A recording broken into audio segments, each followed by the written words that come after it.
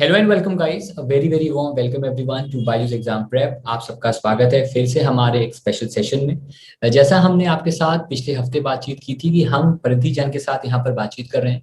वो एक public sector bank में एक बैंकर हैं और पिछले काफी सालों से वो बैंक में कार्यरत हैं। उनके साथ हमारा डिस्कशन रहेगा और रहा है पिछले कुछ कुछ दिनों में regarding after life of bank, कि बैंक में जब आप चले जाते हो उसके बाद कौन कौन से ऐसी चीजें हैं जिनका आपको ख्याल रखना है। फॉर एग्जाम्पल, हमने पिछले हफ्ते डिस्कस किया कि एक सैलरी स्लिप क्या होती है, एक सैलरी स्लिप के वेरिएबल्स, फिक्स सैलरी क्या होते हैं, अलाउंसेस क्या होते हैं। और उसमें बहुत सारे हमें और मुझे पर्सनली नई चीजें सुनने में मिली और नई चीजें देखने को मिली। उम्मीद करता हूं आपने वो वीडियो पूरा देखा होगा और एंड तक देखा होगा। आज हम एक और ऐसे मुद्दे पर आपके साथ यहाँ पर मुखातिब हैं और आज का जो हमारा टॉपिक है that is life of a bank PO, life of a banker. और एक प्रोबेशनरी ऑफिसर या उसके बाद जब वो एक असिस्टेंट मैनेजर बनता है तो उसकी लाइफ कैसी रहती है। कई सारे मिथ्स हैं, कई सारे अनड्यू लोगों ने सपने बनाए रखे हैं, उनको भी आज तोड़ेंगे। कोशिश करेंगे आपको एक बहुत ही बैलेंस्ड और बहुत ही एक स्टेबल आउटलुक प्रोवाइड करें एक बैंकिंग सेक्टर का। तो परिधि, अ very very warm welcome. Thank you so much sir. सो परिधि, सबसे पहले तो आप मेरे को बताओ कि आपका एक्सपीरियंस कैसा रहा है बीइंग अ बैंकर। तो मेरा एक्सपीरियंस काफी डिफरेंट रहा है, कभी बहुत अच्छा तो कभी थोड़ा कम अच्छा। तो ऐसे अलग अलग टाइप के एक्सपीरियंसेस रहे हैं। जैसे मैंने अभी तक टोटल 3 अलग अलग जगह काम किया है, तो हर जगह का एक अलग एक्सपीरियंस होता है। सिर्फ बैंकिंग एक ऐसा सेक्टर है जहां पर हमें हर जगह एक अलग एनवायरनमेंट, अलग स्टाफ, अलग वर्क प्रोफाइल, सब कुछ अलग मिलता है। मतलब एक तरह से ऐसा लगेगा कि आपकी जॉब ही चेंज हो गई है। जब भी आपका ट्रांसफर होगा एक जगह से दूसरी जगह, तो आपको हर चीज नई मिलेगी, लोग नए होंगे, काम नया होगा। तो एक तरह से अच्छा है कि एक मोनोटोनस लाइफ नहीं होती, काफी इंटरेस्टिंग होता है, बहुत चैलेंजिंग टास्क होते हैं, अलग अलग तरीके का काम सीखना होता है। तो काफी अच्छा रहा है। इनिशियल जब स्टार्टिंग फर्स्ट पोस्टिंग थी वो तो मेरी काफी अच्छी थी। तो ऐसे धीरे धीरे टाइम के साथ साथ अलग अलग तरीके की ब्रांचेस या ऑफिसेस आपको मिलते हैं बैंकिंग सेक्टर में। यहाँ पर मेरा एक सवाल है कि जो आपने सोचा था क्या उससे डिफरेंट मिला आपको वर्क। नहीं, ब्रांच में तो काफी अच्छा माहौल मिला, बहुत कोऑपरेटिव स्टाफ था, मतलब बहुत अच्छे से उन्होंने सपोर्ट किया, एक एक चीज सिखाई।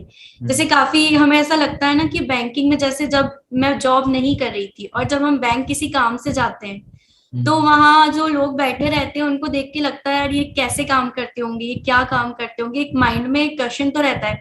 पहले तो मुझे बहुत डर लगता था कि यहाँ पर क्या काम करना होता होगा, क्योंकि जहाँ पैसा रहता है वहां रिस्क रहती है और ऑब्वियसली आपको मनी के साथ डील करना होता है, तो ये सारी चीजें माइंड में होती है। लेकिन जब मैं वहां पर गई तो बहुत डिफरेंट था, बहुत सपोर्ट किया सबने, अच्छे से सब कुछ सिखाया।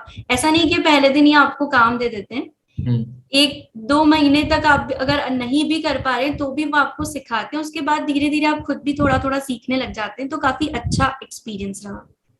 तो परिधि, जब आपने शुरुआत की और जब अब सीनियर लेवल में, अब आप अब एक सीनियर हो चुके हो काफी हद तक, तो डे टू डे टास्क में कितना डिफरेंस आया है। पहले क्या टास्क आप करते थे और अब आप कौन से टास्क देखते हो, अगर आप बताना चाहें। जैसे जब भी आप न्यू होते हो तो लोगों की एक्सपेक्टेशंस आपसे कम होती है। जैसे इनिशियल 2 इयर्स जब प्रोबेशन पीरियड होता है तो इतना ज्यादा आपसे एक्सपेक्ट नहीं किया जाता कि आप हर चीज अच्छे से करोगे। लेकिन जैसे जैसे आपका टाइम निकलेगा, अभी मुझे 3 इयर्स हुए हैं, तो अब ऐसा है कि एक बार मेरे एक सर ने मुझे बोला था कि अब परिधि तुम्हारा हनीमून पीरियड ओवर हो चुका है, अब तुम्हें मतलब सब कुछ आना चाहिए। मतलब अब मैं ये एक्सक्यूज नहीं दे सकती कि हाँ अब मुझे ये काम नहीं आता, क्योंकि 2 इयर्स भी हो गए, प्रोबेशन भी खत्म हो गया। तो उसके बाद ऐसा है कि एक्सपेक्टेशंस बढ़ जाती है आपके सीनियर्स की आपसे कि हाँ अगर आपको कुछ टास्क दिया है तो फिर आप उसे कर लोगे, फिर आपको उनकी हेल्प की नीड नहीं है। तो थोड़ा तो एक्सपेक्टेशंस बढ़ जाती है। तो जैसे कि एक सवाल भी यहाँ पर आया है मोहन पीवी का, can you please mention about your job role, कि वर्तमान में आपका जॉब रोल क्या है, जॉब प्रोफाइल क्या है, और क्या इसमें कोई सेल्स का प्रेशर है। सेल्स का pressure generally public sector banks में नहीं होता है। स्पेशली उसके लिए मार्केटिंग ऑफिसर्स रिक्रूट किए जाते हैं, स्पेशलिस्ट ऑफिसर जो आईबीपीएस एसओ का आता है। और एट प्रेजेंट, और जब से मैंने ज्वाइन किया है, मैं 3 ईयर से लोन डिपार्टमेंट ही देख रही हूँ। तो एक बार अगर जब आपको एक्सपीरियंस हो जाता है तो फिर ये कि जैसे अगर स्टार्टिंग से एडवांसेस देखा है तो फिर उन्हें लगता है कि हाँ ये एडवांसेस में अच्छे हैं, तो उन्हें आगे भी वही प्रोफाइल कंटिन्यू करते हैं। तो जो जिस प्रोफाइल में अच्छा, अगर मान लीजिए आपको इनिशियली डिपॉजिट्स या सेविंग मिला है या फॉरेक्स मिला है या कोई एडमिनिस्ट्रेटिव ऑफिस में आप हैं, वहां अलग अलग टाइप के ड्यूटीज होती, तो डिपेंड करता है। आप जो अच्छे से सीख जाते हैं, ज्यादा चांसेस यही होते हैं कि आपको नेक्स्ट पोस्टिंग पे वही मिलेगा। वही मिलती है। तो ये काफी अच्छा है, मतलब इसमें इतना लोड नहीं होता। तो डिपेंड करता है कि आपको क्या मिला है, इट्स ऑल अबाउट लक। अच्छा, आपने भी एक बहुत सही बात बोली कि जैसे कि आप लेंडिंग में अगर आप इन्वॉल्व हैं, क्रेडिट में इन्वॉल्व हैं, या फिर जो भी आपको काम इंटरेस्ट आ रहा है आप कर रहे हो, तो उसका आपके ट्रांसफर पे या आने वाले करियर में फर्क पड़ता है। आपने भी ये बताया मेरे को। तो हाँ ये है, जैसे इनिशियल पोस्टिंग किसी को रूरल मिली है हाँ, तो उसका बैकग्राउंड वैसा बन जाता है। ओके। अब आने वाली पोस्टिंग में फिर वो है कि वो एक पर्टिकुलर किसी भी फील्ड में स्पेशलाइज नहीं हो पाते, क्योंकि उन्होंने तो एक रूरल छोटी सी ब्रांच में काम किया है, तो फिर उन्हें कहीं भी मिल सकता है। लेकिन फर्स्ट पोस्टिंग अगर आपकी किसी स्पेशलाइज्ड ब्रांच में हो जाती है या किसी स्पेशलाइज्ड डिपार्टमेंट में होती है, या एडवांसेस एक ऐसी चीज है जो हर कोई नहीं सीख पाता, जनरली इनिशियली सबको डिपॉजिट्स दिया जाता है, ओके। तो फिर वो है तो वो कोई स्पेशलाइज फील्ड नहीं है, क्योंकि डिपॉजिट तो हर किसी को करना ही पड़ता है, जो मेन काउंटर होता है बैंक का। लेकिन जो लोन वाला पार्ट होता है वो ऐसा है कि वो एक बार कोई सीख लेता है तो चांसेस ये होते हैं कि उसे वही मिलता है।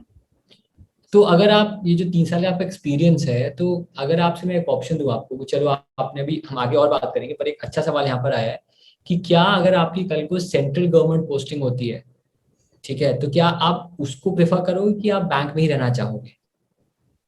ये डिपेंड करता है, जैसे अगर सब कुछ अच्छा चल रहा है, आपका ट्रांसफर आपके अच्छे जहां आप चाहते हैं वहां हो रहा है, तो फिर इस जॉब में कोई प्रॉब्लम नहीं है, अच्छी जॉब है। और ऐसा कुछ भी नहीं है कि आप अगर, हाँ अगर आप हायर लेवल पे बहुत ज्यादा बढ़ना चाहते हैं तो आप यहाँ रह के भी प्रमोशंस ले सकते हैं। एब्सोल्युटली। तो तो अब चलिए उसमें कुछ हाँ, ज्यादा दिक्कत नहीं होती है। ओके। तो चलो, आपने अब दिक्कत बोला अभी आपने, तो दिक्कतें आपको क्या क्या आई पहले ये बता दीजिए, चैलेंजेस क्या थे और आपने कैसे उसको ओवरकम किया? चैलेंजेस काफी आते हैं, कई बार नहीं भी आते हैं। जैसे जब मेरी फर्स्ट पोस्टिंग थी तो वो ब्रांच, तो वहां पर रूरल कस्टमर्स ज्यादा आते थे, और एक टाइम पर ब्रांच में 100 से ज्यादा कस्टमर्स रहते थे, वो जमीन पे बैठ जाते थे क्योंकि वो वैसी ब्रांच थी।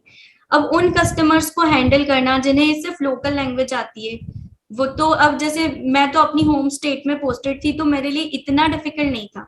लेकिन मेरे कुछ फ्रेंड्स जो नॉर्थ के होके साउथ में रूरल में पोस्टेड है, उन्हें वहां की लोकल लैंग्वेज सीखना बहुत जरूरी हो गया, क्योंकि वो उनसे कम्युनिकेट नहीं कर पाते।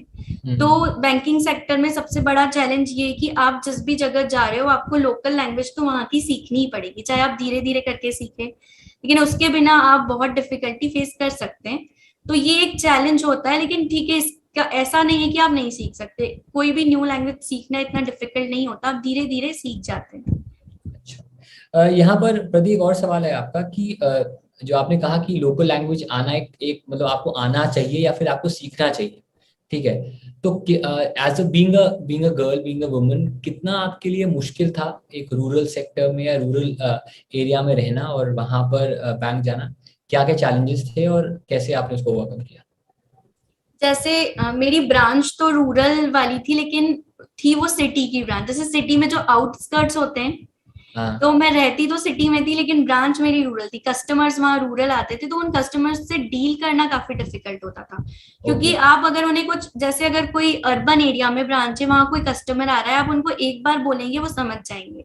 लेकिन रूरल एरिया में नहीं समझ पाते, क्योंकि वो कस्टमर्स होते हैं जो साइन भी नहीं कर पाते, जो सिर्फ अंगूठा लगाते हैं, तो वो आपको बहुत, उनको बहुत अच्छे से हैंडल करना पड़ता है। आप उनपे चिल्ला नहीं सकते, आपको बहुत पोलाइटली उनसे बात करनी पड़ती है, क्योंकि अगर आप उनको चिल्ला देंगे या उनसे इस तरीके से बात करेंगे तो वो अच्छा नहीं है। एक बैंकिंग सेक्टर में पोलाइटनेस बहुत इंपॉर्टेंट है, क्योंकि कस्टमर डीलिंग करनी है, चाहे वो आपको कितना भी गंदा बोले, आप रिप्लाई में अपने कस्टमर को कुछ भी खराब नहीं बोल सकते।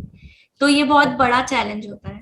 मतलब आपको पेशेंस आपका टेस्ट होता है हाँ, कभी कभी? पेशेंस बहुत बहुत ज्यादा इंपॉर्टेंट है, अगर आप उस सीट पे बैठे हैं जहाँ मैक्सिमम कस्टमर डीलिंग होती है, स्पेशली डिपॉजिट्स और सेविंग्स काउंटर पे। हाँ, पब्लिक सेक्टर बैंक्स काफी इन्फेमस है इस चीज को लेकर कि लंच काफी लंबा लेते हैं, ऐसा कहा गया है। तो क्या ये सच है ऐसा पहला? तो ऐसा तो नहीं है, लंच की टाइमिंग्स फिक्स होती है, लेकिन कस्टमर्स ये चीज समझ नहीं पाते कि बैंकिंग में भी लंच का टाइमिंग होता है। उन्हें लगता है कि वो ऑल टाइम ओपन है, लेकिन ऐसा नहीं है। हाफ आवर का बस लंच होता है, वो भी हम्म, काफी लेट होता है। हाँ। तो ये कि कुछ कस्टमर्स जिन्हें बाहर लिखा भी होता है लेकिन वो नहीं समझ पाते, और उस पे भी काफी आर्ग्यूमेंट्स होते हैं बैंक में। मैं देखा है। एक और सवाल यहाँ पर है कि एक चैलेंज ये भी आता है बैंक के अंदर कि स्टाफ का शॉर्टेज, मतलब ऐसा कहा गया है कि एक बैंक बहुत ही अंडर स्टाफ्ड है, और इनफैक्ट जब डिमोनेटाइजेशन हुआ था और जब कोविड भी आया था तो उस समय इसका एक प्रॉब्लम देखा जरूर गया था। तो उस पर आपका क्या टेक है, कैसे उसको आप मैनेज करते हो? हाँ, स्टाफ का थोड़ा शॉर्टेज पब्लिक सेक्टर बैंक्स में तो रहता है, लेकिन ऐसा नहीं है कि आप मैनेज नहीं कर पाते, क्योंकि अगर आप रिक्वेस्ट करते हैं जो ब्रांच के हेड्स होते हैं तो आपको स्टाफ मिलता है। तो हम्म। ये सारी चीजें ऐसी नहीं रहती, लेकिन हाँ, अगर आप प्राइवेट सेक्टर बैंक से कंपेयर करेंगे तो उस केस में स्टाफ कम होता है। एक सिंगल पर्सन को 3 से 4 चीजें मैनेज करनी होती है। जैसे जो अगर डिपॉजिट्स काउंटर पे बैठा है तो लॉकर ऑपरेट करने कोई कस्टमर आ रहा है तो उसे अपनी सीट छोड़ के उसको लॉकर ऑपरेट भी करवाना पड़ता है। तो ये सारी चीजें होती है कि वो एक ही पर्सन है, उसको 3 4 चीजें साइमल्टेनियसली मैनेज करना पड़ता है। तो थोड़ा चैलेंजिंग हो जाता है आपके लिए, आपको थोड़ा स्पीड में काम करना पड़ता है। ओके। हम पढ़ते हैं कि पीओ का रोल, मतलब पीओ का रोल पढ़ते हैं, क्लर्क का रोल पढ़ते हैं, हम बताते भी बच्चों को क्लरिकल रोल क्या होता है, कैश हैंडलिंग होता है या फिर जो बेसिक क्लरिकल काम होते हैं। पर जब आप एक पीओ बन के जाते हो या जब आप प्रोबेशन पे जाते हो तो क्लरिकल काम भी आप करते ही करते हो। तो आपने जो 3 साल की जर्नी में कौन कौन से काम किए हैं और सबसे ज्यादा आपको किसमें अच्छा लगा?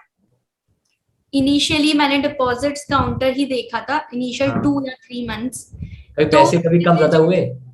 कि हाँ पैसे सर। कम, कैश कम हो गया हो, कैश ज्यादा हो गया हो, ऐसा नहीं कुछ? नहीं, वो कैश वाला जो काम है वो तो क्लरिकल स्टाफ का होता है। जो जैसे कई बार हम बैंक जाते हैं, जो एक बॉक्स बना होता है उसमें एक पर्सन बैठते हैं, तो वो कैशियर होते हैं, वो क्लर्क होते हैं। अगर आपकी एज अ क्लर्क पोस्टिंग हुई है तो मोस्ट प्रोबेबली आपको वो ही सीट मिलती है। हम्म। और वो काफी चैलेंजिंग होती है, क्योंकि मैंने भी सीखा था। मैंने वहां, मैं बैठी तो नहीं वहां पे, लेकिन हाँ वो सीखी तो मुझे भी। वो इतना सारा कैश देख के ऑब्वियसली आपको थोड़ा सा डर लगता है कि अगर आपसे कुछ गलती हो जाएगी तो क्या होगा। तो वो सारा काम होता है। तो उसके जस्ट पास वाली जो सीट होती है वो एक हम्म। ऑफिसर की सीट होती है। वहां पर आपको ये सारी चीजें करनी होती है। जो भी क्लर्क अगर कुछ भी ट्रांजैक्शन या कुछ भी कर रहा है तो उसको ऑथराइज करने की रिस्पॉन्सिबिलिटी एक ऑफिसर की होती है या पीओ की होती है। तो आपके ऊपर पूरी रिस्पॉन्सिबिलिटी होती है। अगर क्लरिकल स्टाफ ने कोई मिस्टेक कर दी और अगर आपने उसको अप्रूव कर दिया तो आपके ऊपर सब कुछ आ जाएगा। इन केस कुछ भी गलती होती है थोड़ा सा भी फाइनेंशियल ट्रांजेक्शन में, तो वो सब एक पीओ की रिस्पॉन्सिबिलिटी होती है। मतलब पैसे आपकी सैलरी से कटेंगे फिर, ऐसा है? हाँ, हाफ हाफ।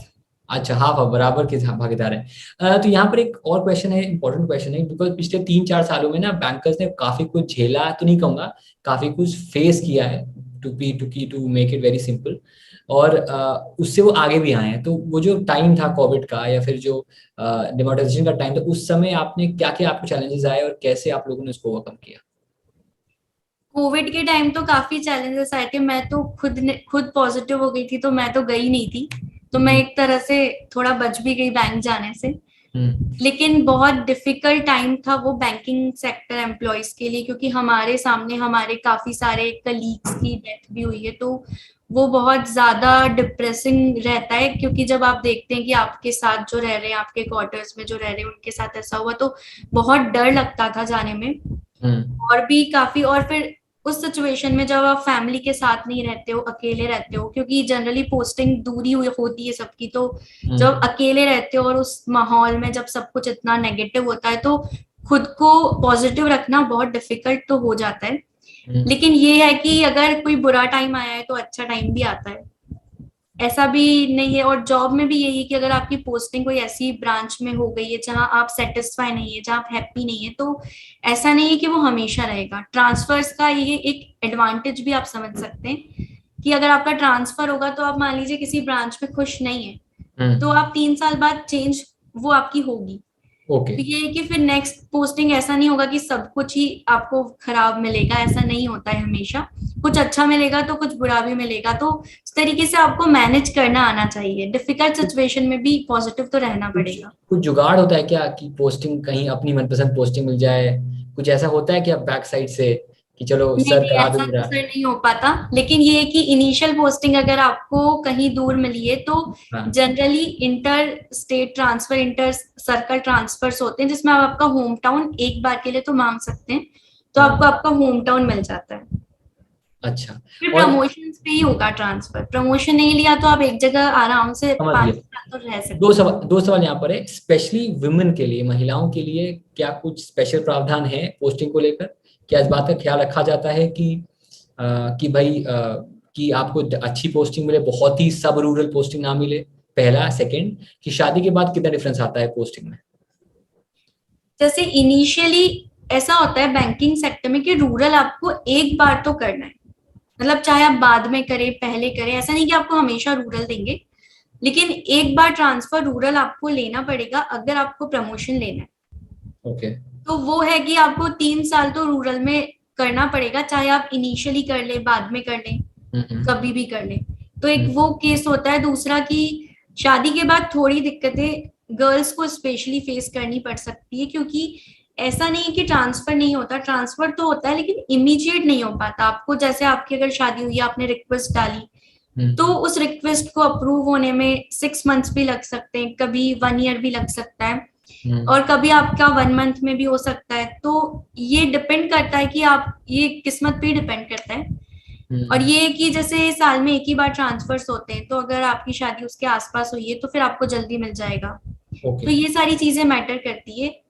लेकिन हाँ, थोड़ी सी स्पेशली गर्ल्स को ये प्रॉब्लम फेस करनी पड़ सकती है, लेकिन अगर वो स्केल 1 ऑफिसर है तो उनको इतनी दिक्कत नहीं आएगी, और क्लर्क भी है तो भी इतनी दिक्कत नहीं आएगी। अच्छा। प्रमोशंस के बाद थोड़ी फेस करनी पड़ सकती है। ओके। एक और सवाल था, अच्छा सवाल यहाँ पर आया कि वर्क प्रेशर कितना है? बिकॉज मतलब मेरे कॉलोनी में कई अंकल रहते हैं, अंकल ही हैं बिकॉज उनकी उम्र 50 55 60 साल की है, या 70 साल के भी हैं, और उन्होंने बैंक में ही काम किया है, और वो कहते हैं ऐसा, अब मैं नहीं कह रहा वो सच्ची कह रहे हैं, वो कहते हैं कि अब तो बहुत प्रेशर हो गया, पहले तो हम 10 घंटे में से 5 घंटे कुछ नहीं करते थे, 5 घंटे काम करते थे।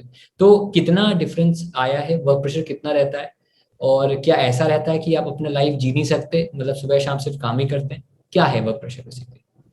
वर्क प्रेशर की बात करें तो ये बिल्कुल कहीं भी सेम नहीं होता, मतलब इसको हम वो नहीं कर सकते कि हाँ प्रेशर है और प्रेशर नहीं है, क्योंकि ये first bank to bank vary करता है। ओके। जितना बड़ा बैंक है उतना ज्यादा प्रेशर है। फिर दूसरा, ये ब्रांच टू ब्रांच वेरी करता है। ओके। अगर आप रूरल ब्रांच में हैं तो भले आपको थोड़ी डिफिकल्टी होगी रहने में, हम्म खाने में, मैनेज करने में, लेकिन प्रेशर कम होगा comparative to metro branches. Okay. और अगर आप मेट्रो ब्रांचेस में है, सिटी के मेन एरिया की मेन ब्रांच में है, तो प्रेशर ज्यादा होगा। तो ये हम ऐसे नहीं बोल सकते कि बैंकिंग सेक्टर में बहुत प्रेशर होता है। हर जगह प्रेशर नहीं होता। मान लीजिए 20 या 30% ब्रांचेस ऐसी होती है जहां पे प्रेशर थोड़ा ज्यादा होता है, और हम्म। कहीं पे कम होता है। तो ये बिल्कुल, ये डिपेंड करता है कि आपकी पोस्टिंग कहाँ पर हुई है। ओके। अब अगर आपकी कोई छोटी ब्रांच में है तो नहीं होगा, या कोई ऐसी ब्रांच में है जहाँ कस्टमर का फुटफॉल कम है, जहाँ दिन भर में 20 25 30 कस्टमर्स आते हैं, तो प्रेशर कम होगा। जहाँ 100 150 200 कस्टमर्स आते हैं वहां प्रेशर ज्यादा ज्यादा होगा। होगा। अच्छा अच्छा, एक प्रेशर और मैंने सुना था कहीं कि एनपीए का प्रेशर, कि एनपीए कम करने हैं, रिजॉल्व करने हैं। क्या ये एक रियलिटी है? क्योंकि पिछले कुछ सालों में, आज मैं पढ़ा पेपर में भी, कि हमने एनपीए मिराकुलसली काफी कम कर दिए हैं, और जो ग्रॉस एनपीए रेशियो वो काफी कम हो गया है, स्पेशली पब्लिक सेक्टर बैंक्स का, और खासतौर पे कई सारे पब्लिक सेक्टर बैंक्स में, जिसमें एसबीआई भी है, कैनरा भी है, पीएनबी भी है, इनमें काफी इंप्रूवमेंट देखा गया इन टर्म्स ऑफ एनपीए। तो क्या अगर कोई बैंक में एनपीए का रेशियो ज्यादा है तो उस बैंक में भी as a PO, as a assistant manager, आपको थोड़ा आपका रोल बढ़ जाता है? नहीं, ये डिपेंड करता है कि आपकी प्रोफाइल कौन सी है। अगर आप एडमिनिस्ट्रेटिव ऑफिस में रिकवरी सेल में या रिकवरी सेक्शन में हैं, तो ही ये चीजों से आपको डील करना है। ये जनरलाइज्ड नहीं है कि हर किसी को इससे डील करना होगा। Okay. तो ये एक स्पेशलाइज्ड होता है कि अगर आपको ये सेक्शन मिला है तो ही आपको ये सारी चीजें देखनी है। अच्छा। इससे एक और सवाल आपने उठाया ना, सर्कल की बात की, तो एक सवाल आया कैलाश नाथ का, होम सर्कल मिलने के कितने चांसेस होते हैं एग्जाम निकालने के बाद? मतलब जो होम स्टेट हो गया या होम रीजन हो गया, इसके अगर हम मान लो मैं लखनऊ से हूँ तो मुझे लखनऊ रीजन मिल जाए, इसकी कितनी संभावना है? यानी सवाल है फ्रॉम, अगर वो नॉर्थ ईस्ट से हैं बेसिकली, तो क्या रीजन वाइज डिपेंड करता है, ब्रांचेस की अवेलेबिलिटी के हिसाब से डिपेंड करता है? हाँ, इसमें काफी सारे फैक्टर्स होते हैं, लेकिन सबसे पहला ये कि अगर आप फीमेल हैं तो हम्म मोस्ट प्रोबेबली होम स्टेट मिलेगा आपको। मेल कैंडिडेट्स के साथ थोड़ी सी दिक्कत है, उनको कैलाश जी फर्स्ट आपको पोस्टिंग। चांसेस कम है फिर कैलाश जी के। हाँ ठीक है। हाँ। दूसरा ये कि आप जैसे अभी आईबीपीएस पीओ का फॉर्म आया है तो नोटिफिकेशन आया है, तो उसके बाद जब आप फॉर्म फिलिंग करेंगे तो जो हम्म। प्रेफरेंस है उसको आप अब ऐसा मत देखिए कि ये बैंक ज्यादा अच्छा है तो मैं ये भर दूं। आप हम्म। ये देखिए कि उस बैंक की ब्रांचेस आपके एरिया में कितनी है, क्योंकि वो सबसे बड़ा फैक्टर होता है आपकी पोस्टिंग का। अगर आप ऐसी ब्रांच फिल कर देंगे जिसकी आपके एरिया में बहुत कम ब्रांचेस है तो फिर तब आपको तो हाँ। वहां पोस्टिंग नहीं मिल पाएगी। तो सबसे पहली चीज तो ये देखिए कि उस बैंक की आपके एरिया में कितनी अवेलेबिलिटी, जो हाईएस्ट ब्रांचेस जिस बैंक की आपके एरिया में है आप फर्स्ट प्रेफरेंस उसी को भरिए, तो आपको चलिए अब। पोस्टिंग की इतनी दिक्कत नहीं आएगी। अच्छा, तो आई होप कैलाश जी आपको समझ में आ गया होगा, प्लीज कमेंट कर दीजिएगा। चलिए अब सवाल ले लेते हैं स्टूडेंट्स के। एक सवाल है चेतन बागड़े का, बैंक जाने का टाइम तो फिक्स होता है लेकिन आने का कोई टाइम फिक्स नहीं होता, क्या आपके साथ भी ऐसा होता है? मेरे एक परिचित हैं जो सुबह 10 बजे तो बैंक जाते हैं लेकिन शाम तक, क्या शाम को कोई टाइम फिक्स नहीं आने का, ऐसा होता है? मेरे साथ तो ऐसा नहीं होता, क्योंकि ये थोड़ा बहुत आपके खुद पे भी डिपेंड करता है कि आप वहां कितना बैठना चाहते हैं। हम्म। ऐसा नहीं है कि बैंक का एक फिक्स टाइमिंग होता है निकलने का। उस फिक्स टाइमिंग पे अगर आपका काम खत्म हो गया तो हम्म। आप निकल सकते हैं, कोई आपको रोकता नहीं है। लेकिन हाँ, अगर कुछ लोग खुद से खुद की मर्जी से भी बैठे रहते हैं हम्म। तो ये भी एक होता है कि, और फिर दूसरा कि ऐसे कभी कभी काम मर्जी ही, मतलब आप नहीं समझा, मर्जी मतलब कि बस बैठे हुए हैं बस? हाँ ऐसे काफी लोग बैठे रहते हैं। अच्छा। काम रहता है तो बैठते हैं, और ऐसा भी है कि बस किसी किसी कुछ ज्यादा वर्कोहॉलिक होते हैं तो उन्हें लगता है कि हाँ हमें सारा काम आज ही खत्म करना है तो फिर वो बैठ जाते हैं। हम्म। लेकिन डिपेंड करता है कि आप कहाँ पर पोस्टेड है। अब मान लीजिए कभी ऑडिट आया तो हम्म। ऑडिट में तो काम बहुत ज्यादा होता है, तो हम्म। ऑडिट के टाइम तो मैंने भी लेट सेटिंग की है।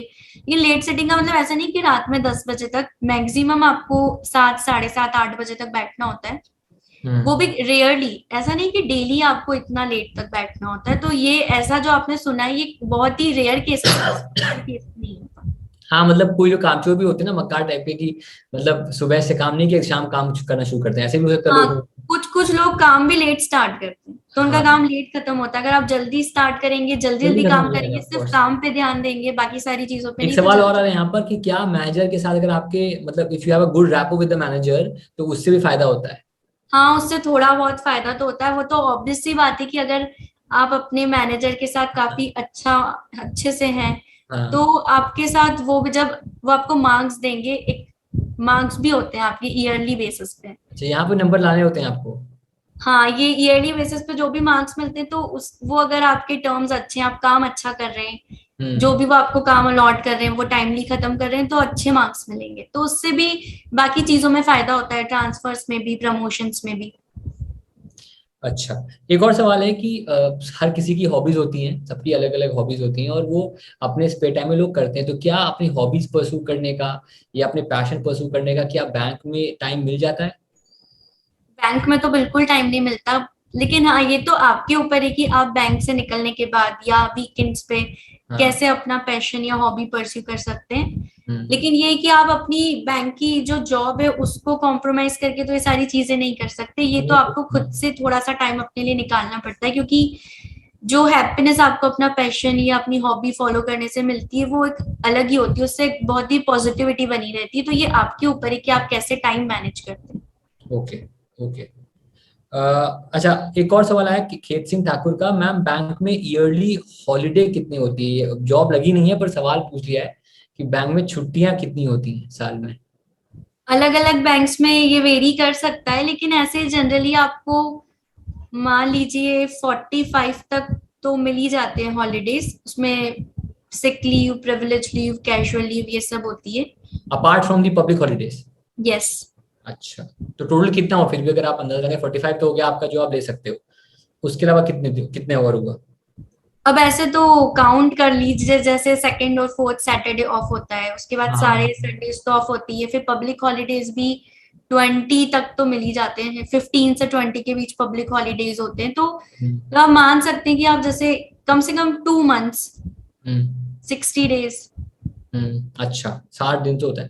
अच्छा लेकिन हर एक कोई लेता नहीं है, ये वही है कि तो क्या मिलते हैं। वो एनकैश होती है फिर अगले साल या फिर हाँ, कैरी एन होती कैश है? होती है, कैरी। प्रिविलेज एन कैश हो जाती है। अच्छा अच्छा। ओपीजी आपके सवाल अभी हम इसलिए ले रहे हैं बिकॉज आपका सवाल प्रिपरेशन से लेकर है, अभी हम बात कर रहे हैं life of PO probationary officer. तो जब अगली बार हम आएंगे तो आपका सवाल जरूर ले लेंगे। चलिए एंड के बचे हैं 5 मिनट, तो मैं कुछ और बताना चाहेंगे अगर आप कोई ऐसा कोई वाक्य आपके साथ हुआ हो परिधि, जो आप जिसने आपको काफी चेंज कर दिया हो कि नहीं यार अब मुझे ये करना है, मतलब एनी एनी अवेकनिंग और एनी सॉर्ट ऑफ रियलाइजेशन की नहीं यार बैंक में आए हैं तो ये करना पड़ेगा ये नहीं करना पड़ेगा, ऐसा कुछ अगर आपके जहन में हो? नहीं, ऐसा तो कुछ नहीं है, लेकिन हाँ ये है कि मतलब अगर इसकी बात करें कि कुछ लोगों को लगता है कि यहाँ सैलरी कम मिलती है, बहुत सारे लोग वो तो आईटी हमने कल सेक्टर। देख लिया, सैलरी कम नहीं है।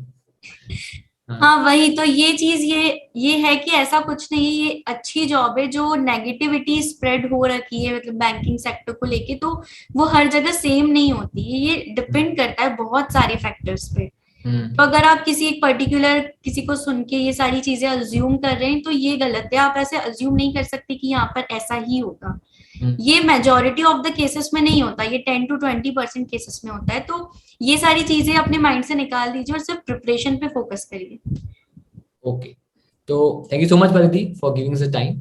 ठीक है, आपका शुक्रिया, thank you so much. And आपसे फिर कल मिलेंगे, कल एक और हम टॉपिक को लेकर आपसे बातचीत करेंगे। बाकी अगर आपके दोस्तों कोई क्वेश्चंस हैं तो अभी भी 2 मिनट हमारे पास है, आप मुझसे पूछ सकते हैं कमेंट सेक्शन में, मैं परिधि से पूछ लूंगा, या फिर आप वीडियो के बाद कमेंट सेक्शन में भी पूछ बता सकते हैं, कैसे रहेगा।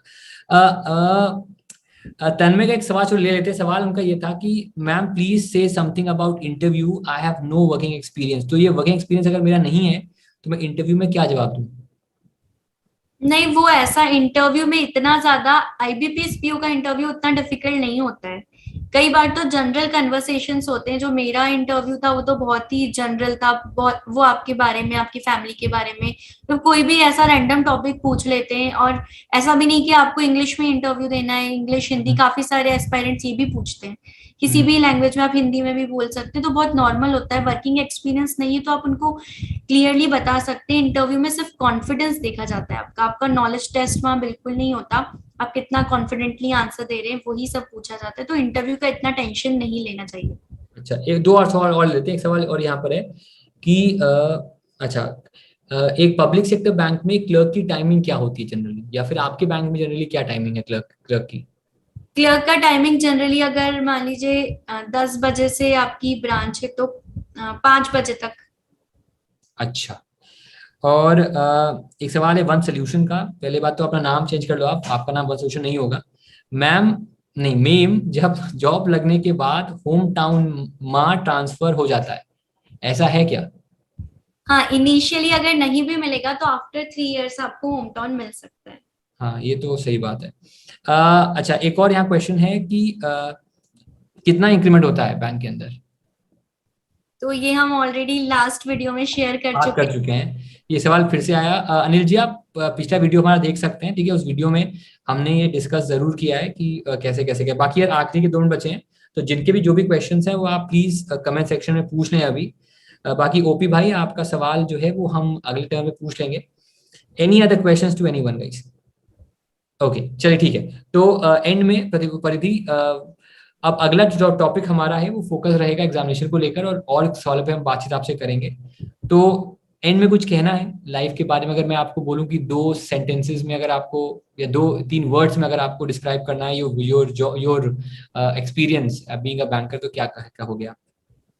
मैंने अभी तक के एक्सपीरियंस से ये सीखा है कि what ever happens it happens for your good. कभी भी आपके बुरे के लिए कुछ नहीं होता, जो भी होता है वो अच्छे के लिए होता है। चाहे आपकी पोस्टिंग कहीं भी हो जाए, ट्रांसफर कहीं भी हो जाए, कुछ भी आपके साथ अगर बुरा हो रहा है, चाहे लाइफ में चाहे आपकी जॉब में, तो वो अच्छे के लिए ही होता है। अगर आप ये सोचेंगे तो कभी भी नेगेटिविटी नहीं आएगी। और मैंने तो यही एक्सपीरियंस किया है अभी अपने 3 इयर्स के करियर में कि बस जो हो रहा है अच्छे के लिए हो रहा है। True words. Thank you so much, Paridhi, for coming, and thank you so much again. And कल मिलेंगे फिर आपसे एक और टॉपिक में। तो दोस्तों कल फिर मुलाकात होगी हमारी, कल एक और टॉपिक पे हम प्रदीप के साथ बात करेंगे। तो thank you so much everyone, and thank you again परिधि for coming. Thank you so much. Thank you so much sir.